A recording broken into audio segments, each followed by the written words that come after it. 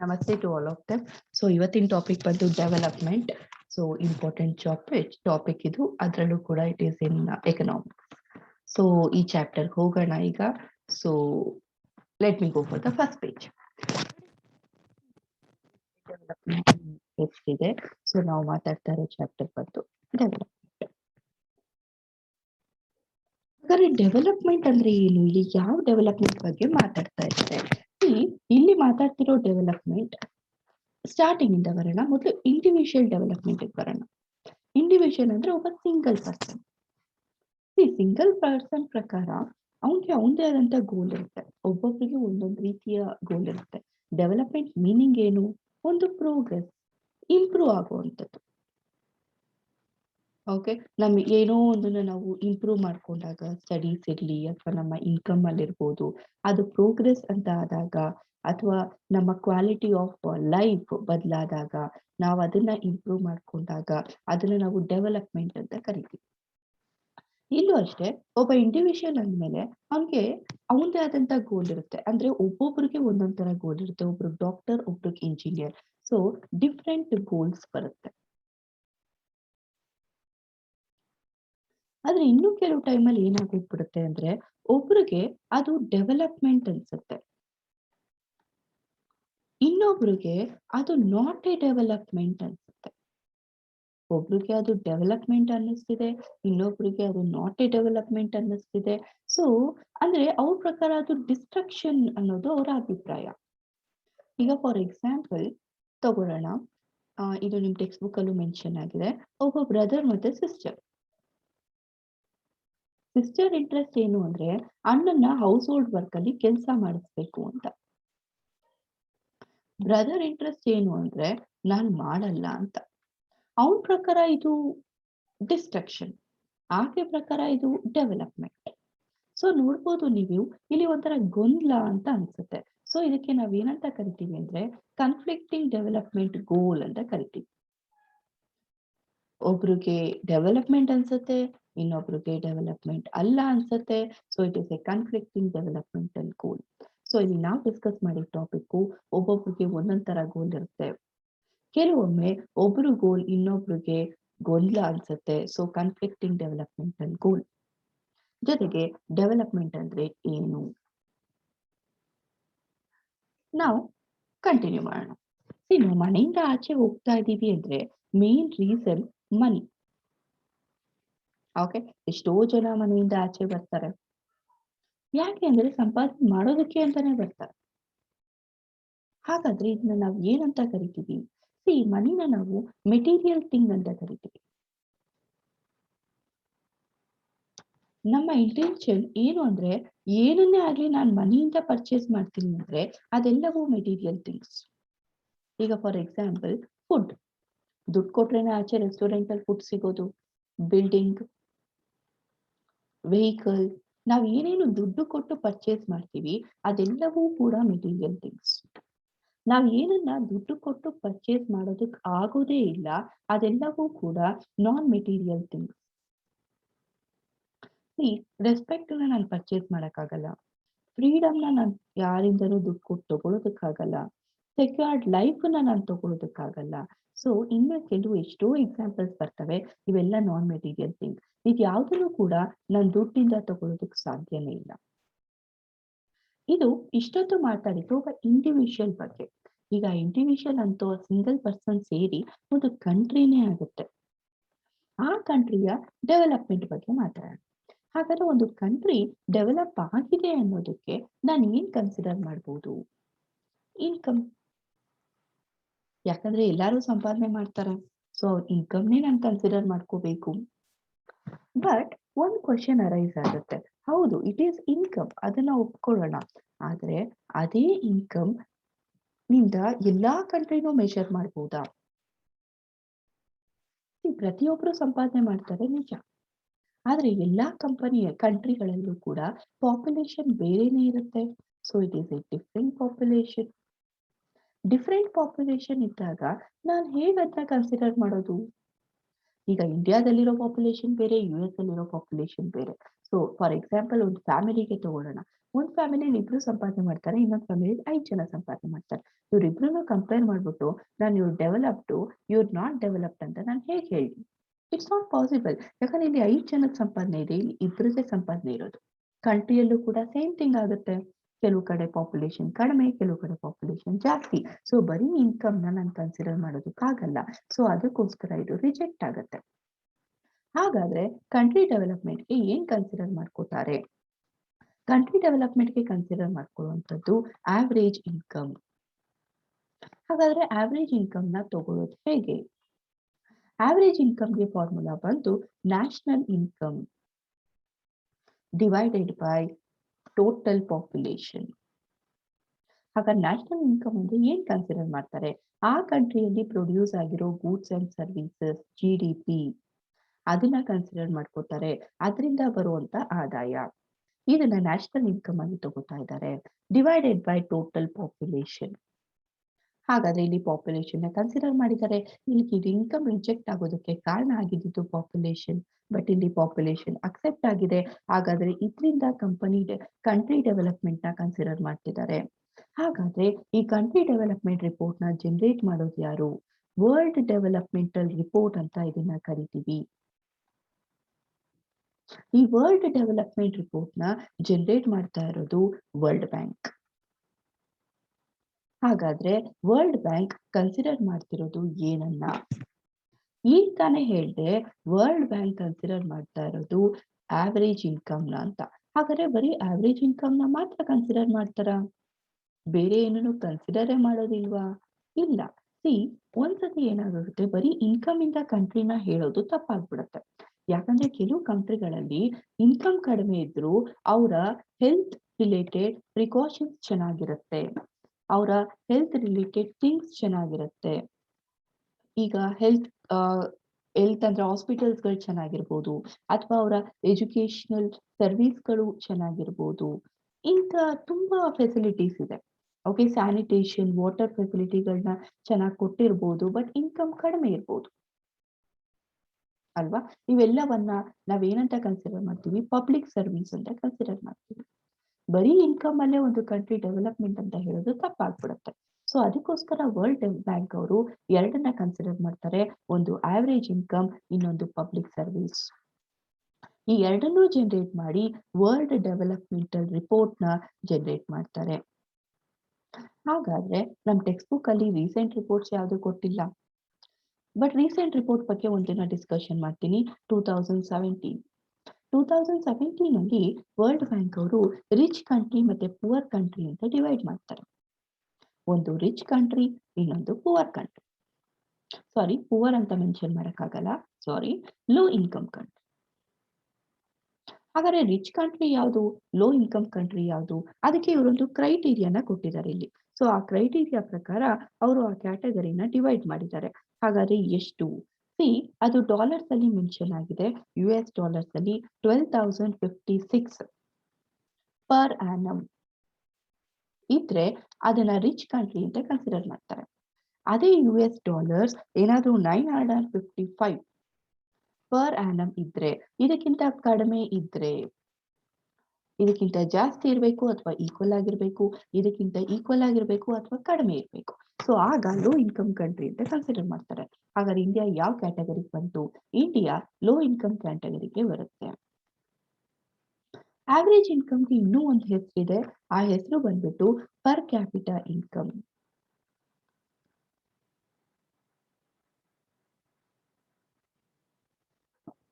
ಈಗ ನಾನು ಮಾತಾಡಿದ್ದು ವರ್ಲ್ಡ್ ಡೆವಲಪ್‌ಮೆಂಟಲ್ ರಿಪೋರ್ಟ್ ಬಗ್ಗೆ. ಓಕೆ, 2017ನ ರಿಪೋರ್ಟ್ ಬಗ್ಗೆ ನಾನೀಗ ಡಿಸ್ಕಷನ್ ಮಾಡ್ತೆ. ಇದು ರೀಸೆಂಟ್ ರಿಪೋರ್ಟ್‌ಗಳು. ನಿಮ್ಮ ಟೆಕ್ಸ್ಟ್ ಬುಕ್ ಅಲ್ಲಿ ಅದು ಮೆನ್ಷನ್ ಇರ್ಲಿಲ್ಲ. ಬಟ್ ಎನಿಹೌ ನೀವು ಅದು ಗೋ ಥ್ರೂ ಆಗ್ಬೋದು. ದ ನೆಕ್ಸ್ಟ್ ಥಿಂಗ್ ಬರೋಣ. ಹಾಗಾದ್ರೆ ದ ವರ್ಲ್ಡ್ ಬ್ಯಾಂಕ್ ಈ ಎರಡನ್ನೇ ಕನ್ಸಿಡರ್ ಮಾಡುತ್ತೆ. ಹಾಗಾದ್ರೆ ಬೇರೆ ಯಾವುದು ರಿಪೋರ್ಟ್ಸೇ ಇಲ್ವಾ? ವರ್ಲ್ಡ್ ಬ್ಯಾಂಕ್ ರಿಪೋರ್ಟ್ ಒಂದೇ ಇಲ್ಲಿ ಕನ್ಸಿಡರ್ ಆಗ್ತಿದ್ಯಾ? ಬೇರೆ ಯಾವ ರಿಪೋರ್ಟು ಕನ್ಸಿಡರ್ ಆಗ್ತಾನೆ ಇಲ್ವಾ? ನೀವು ನೋಡ್ಬೋದು, country with no rich, no poor, country with rich and poor ಹೇಗಿರ್ತಾರೆ? ಚೇರ್ಸ್‌ಗಳನ್ನ ಎಕ್ಸಾಂಪಲ್ ಆಗಿ ನಿಮ್ಮ ಟೆಕ್ಸ್ಟ್ ಬುಕ್ ಅಲ್ಲಿ ಕೊಟ್ಟಿದ್ದಾರೆ. So that pic it is there here. ನೀವು ಅದನ್ನ ನೋಡ್ಬೋದು. ಓಕೆ. ಇಲ್ಲಿ ನೀವು ನೋಡ್ಬೋದು ಹಾಸ್ಪಿಟಲೈಸ್ಡ್ ರಿಲೇಟೆಡ್, ಎಜುಕೇಶನಲ್ ರಿಲೇಟೆಡ್. ಈಗ ತಾನೇ ಹೇಳ್ದೆ ವರ್ಲ್ಡ್ ಡೆವಲಪ್ಮೆಂಟ್ ಅವರು ಅದನ್ನ ಕನ್ಸಿಡರ್ ಮಾಡ್ತಾ ಇದ್ದಾರೆ ಅಂತ. ಸೊ ಅದ್ರ ಮೇಲೆ ಈಗ ನಾನು ಮಾತಾಡಲಿಕ್ಕೆ ಸ್ಟಾರ್ಟ್ ಮಾಡ್ತೀನಿ. ಹಾಗಾದ್ರೆ ವರ್ಲ್ಡ್ ಬ್ಯಾಂಕ್ ರಿಪೋರ್ಟ್ ಒಂದೇ ಕನ್ಸಿಡರ್ ಆಗತ್ತಾ? ಇಲ್ಲ, ಬೇರೆ ರಿಪೋರ್ಟ್ ಕೂಡ ಇದೆ. ಅದಕ್ಕಿಂತ ಮುಂಚೆ ನಿಮ್ ಟೆಕ್ಸ್ಟ್ ಬುಕ್ ಅಲ್ಲಿ 2004 ಅಲ್ಲಿ ಇದ್ದಂತಹ ರಿಪೋರ್ಟ್ ಒಂದನ್ನ ಮೆನ್ಷನ್ ಮಾಡಿದ್ದಾರೆ. ಸೊ ಅದನ್ನ ನಾನು ಮಾತಾಡ್ತೀನಿ. 2004 ಅಲ್ಲಿ ರಿಚ್ ಕಂಟ್ರಿ ಮತ್ತೆ ಲೋ ಇನ್ಕಮ್ ಕಂಟ್ರಿಗೆ ಕ್ರೈಟೀರಿಯಾ ಕೊಟ್ಟಿದ್ರು. ರಿಚ್ ಕಂಟ್ರಿಗೆ ಬಂದು 4,53,000 ಕ್ರೈಟೀರಿಯಾ ಕೊಟ್ಟಿದ್ರು. ಲೋ ಇನ್ಕಮ್ ಕಂಟ್ರಿಗೆ ಬಂದ್ಬಿಟ್ಟು 37,000 ಕ್ರೈಟೀರಿಯಾ ಕೊಟ್ಟಿದ್ರು. ಆಗ್ಲೂ ಕೂಡ ಇಂಡಿಯಾ ಲೋ ಇನ್ಕಮ್ ಕಂಟ್ರಿಗೆ ಸೇರ್ತು. ಯಾಕೆಂದ್ರೆ ಅದು 28,000 ರೇಂಜ್ ಅಲ್ಲಿ ಇತ್ತು. This was the reason. ಹಾಗಾದ್ರೆ ರಿಚ್ ಕಂಟ್ರಿಗೆ ಸೇರಿದಂತಹ ಕಂಟ್ರಿಗಳು ಯಾವುದು? ಇದಕ್ಕೆ ಮಿಡಿಲ್ ಈಸ್ಟ್. ಮಿಡಿಲ್ ಈಸ್ಟ್ ನ ಕಂಟ್ರಿಗಳು, ಮಿಡಿಲ್ ಈಸ್ಟ್ ನಿಮ್ಮ ವರ್ಲ್ಡ್ ನ ಮಿಡಿಲ್ ಈಸ್ಟ್ ಪಾರ್ಟ್ ಅಲ್ಲಿ ಸೇರೋದು ಆಲ್ಮೋಸ್ಟ್ ಎಲ್ಲವೂ ಕೂಡ ರಿಚ್ ಕಂಟ್ರಿ ಕ್ರೈಟೀರಿಯಾಗೆ ಸೇರ್ಕೊಡ್ತು. ಇಷ್ಟೊತ್ತು ನಾನು ಮಾತಾಡಿದ್ದು ವರ್ಲ್ಡ್ ಬ್ಯಾಂಕ್ ಬಗ್ಗೆ. ಹಾಗಾದ್ರೆ ವರ್ಲ್ಡ್ ಬ್ಯಾಂಕ್ ಒಂದೇ ಇರೋದಾ, ಬೇರೆ ಯಾವುದು ಇಲ್ವಾ? ವರ್ಲ್ಡ್ ಬ್ಯಾಂಕ್ ಒಂದೇ ಇಲ್ಲ, ಇನ್ನೂ ಒಂದು ಇಂಪಾರ್ಟೆಂಟ್ ರಿಪೋರ್ಟ್ ಇದೆ, ಅದ್ರ ಬಗ್ಗೆ ಮಾತಾಡೋಣ. That is HDI. ಹಾಗಾದ್ರೆ HDI ಅಂದ್ರೆ ಏನು? HDI ಅಂತ ಅಂದ್ರೆ it is A human development index. ಇದು ಒಂದು ರಿಪೋರ್ಟ್. ಈಗ ತಾನೇ ನಾನು ವರ್ಲ್ಡ್ ಡೆವಲಪ್ಮೆಂಟಲ್ ರಿಪೋರ್ಟ್ ಹೇಳ್ತಾ ಇದ್ನಲ್ಲ, ಅದೇ ತರ it is a human development index. ಇದನ್ನ ಜನರೇಟ್ ಮಾಡ್ತಿರೋದು ಯಾರು? UNDP. ಹಾಗಾದ್ರೆ UNDP ಯ ಫುಲ್ ಫಾರ್ಮ್ ಏನು? United National Development program.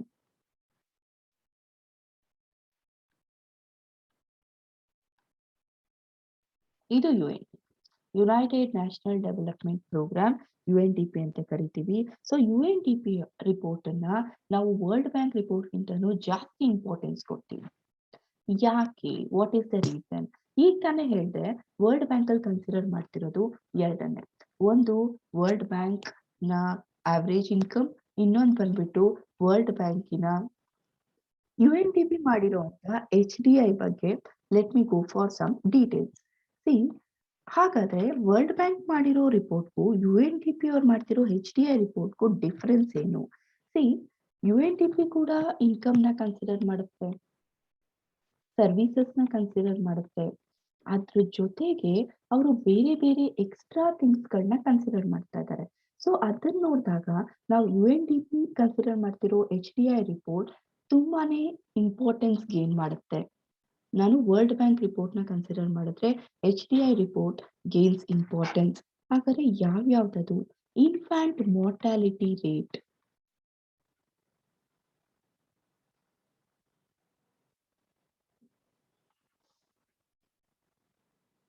Infant mortality rate ಅಂತ ಅಂದ್ರೆ ಏನಾಗುತ್ತೆ ಅಂದ್ರೆ 1 ಇಯರ್ ನಲ್ಲಿ, infant meaning is babies. Okay, childrens ಗಳು ಎಷ್ಟೊಂದು ಜನ ಎಕ್ಸ್ಪೈರ್ಡ್ ಆಗ್ಬೋದು 1 year, with in 1 year. Okay, childrens ಗಳು ಎಷ್ಟು ನಂಬರ್ ಆಫ್ ಚಿಲ್ಡ್ರನ್ಸ್ ಡೆಡ್ ಆಗಿದ್ದಾರೆ 1 ಇಯರ್ ಅಲ್ಲಿ before the age of 1 year. Okay, ಅದನ್ನ ಪ್ರಪೋರ್ಷನೇಟ್ ಆಗಿ ತಗೋತಾ ಇದ್ದಾರೆ. ಯಾವುದಕ್ಕೆ? 1000 ಲೈವ್ ಬರ್ತ್ಗೆ. ಟೋಟಲ್ 1000 ಲೈವ್ ಬರ್ತ್ ಅಲ್ಲಿ ವಿತ್ ಇನ್ 1 ಇಯರ್ ಎಷ್ಟು ನಂಬರ್ ಆಫ್ ಚಿಲ್ಡ್ರನ್ಸ್ ಡೆಡ್ ಆಗಿದೆ ಅನ್ನೋದನ್ನ ಇನ್ಫ್ಯಾಂಟ್ ಮಾರ್ಟಿಲಿಟಿ ರೇಟ್ ಅಲ್ಲಿ ಕನ್ಸಿಡರ್ ಮಾಡಿದ್ದಾರೆ. HDI ನ ಎಕ್ಸ್ಟ್ರಾ ರಿಪೋರ್ಟ್. ಈಗ ಸೆಕೆಂಡ್ ರಿಪೋರ್ಟ್ ಹೋಗೋಣ. ಹಾಗಾದ್ರೆ ಸೆಕೆಂಡ್ ಯಾವ ರಿಪೋರ್ಟ್ ನ ಕನ್ಸಿಡರ್ ಮಾಡಿದ್ದಾರೆ? Literacy rate. ಹೌದು, ಇದೆಲ್ಲ ಈ ರೇಟ್ಸ್ ಗಳನ್ನ development report, world development report ಅಲ್ಲಿ ಕನ್ಸಿಡರೇ ಮಾಡಿಲ್ಲ. ಇದ್ರಲ್ಲಿ ಹೇಗೆ ಕನ್ಸಿಡರ್ ಮಾಡಿದ್ದಾರೆ ಅಂದ್ರೆ 7 and above ಏಜ್ ಗ್ರೂಪ್ ನ ಲಿಟ್ರೇಟ್ ರೇಟ್ ಅನ್ನ ತಗೊಂಡಿದ್ದಾರೆ. Literate is like educated. ಅವರ ಒಂದು 7 and above ಏಜ್ ಗ್ರೂಪಿನ ಲಿಟ್ರೇಟ್ ರೇಟ್ ಕನ್ಸಿಡರ್ ಆಗಿದೆ. And then net attendance ratio ತುಂಬಾ ಇಂಪಾರ್ಟೆಂಟ್ ಅನ್ಸುತ್ತೆ. ನೆಟ್ ಅಟೆಂಡೆನ್ಸ್ ರೇಷಿಯೋ ಇದರಲ್ಲಿ 6 to 10 ಏಜ್ ನಲ್ಲಿರೋ ಮಕ್ಕಳು ಏನಿದ್ದಾರೆ ಅವರು ಸ್ಕೂಲ್ಗಳಿಗೆ ಹೋಗಿದಾರಾ? ಯಾಕಂದ್ರೆ 6 ಇಸ್ ಲೈಕ್ ಏಜ್ ಅವ್ರ ಸ್ಕೂಲ್‌ಗಳಿಗೆ ಕಂಪಲ್ಸರಿಯಾಗಿ ಅಟೆಂಡ್ ಆಗುವಂತ ಏಜ್. ಓಕೆ. ಅದನ್ನ ಅವರು ಪರ್ಸೆಂಟೇಜ್‌ನಲ್ಲಿ ಕ್ಯಾಲ್ಕುಲೇಟ್ ಮಾಡ್ಕೊಂಡಿದ್ದಾರೆ. Divided by the total number of children.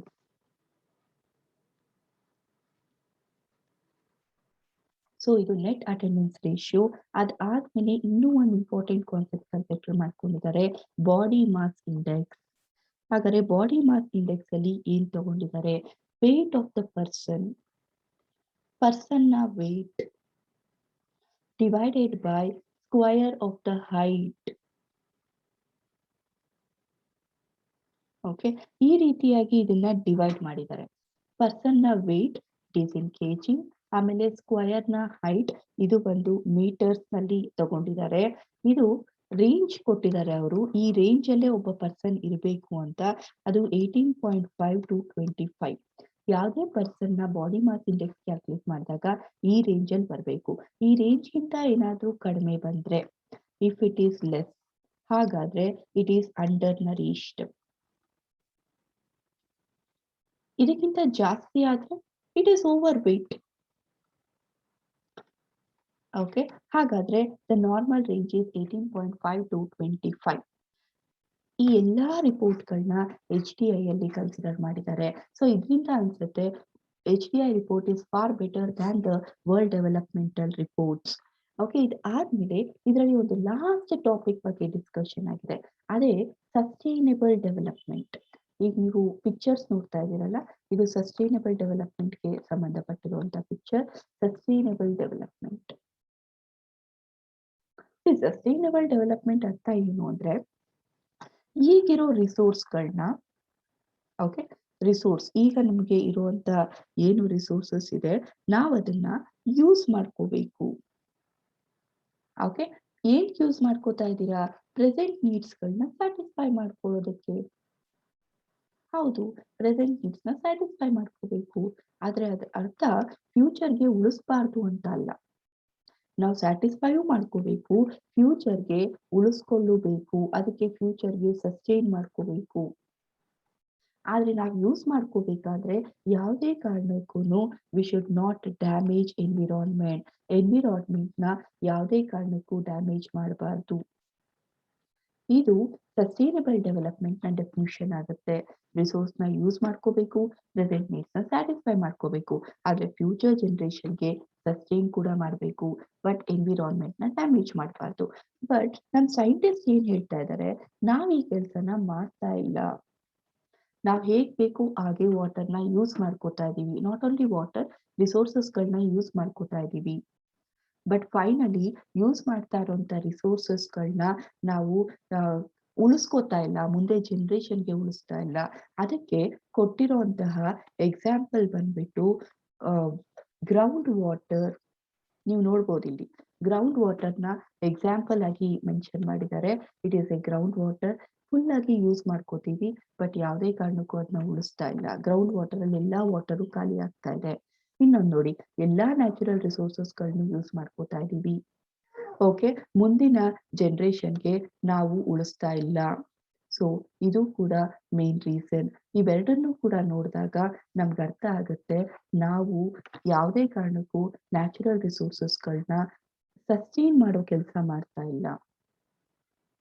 Okay. So this is a last topic ಇದರಲ್ಲಿ ಇರುವಂತದ್ದು. ಸೊ ಇಲ್ಲಿಗೆ ಈ ಚಾಪ್ಟರ್ ಎಂಡ್ ಆಗುತ್ತೆ. ಓಕೆ.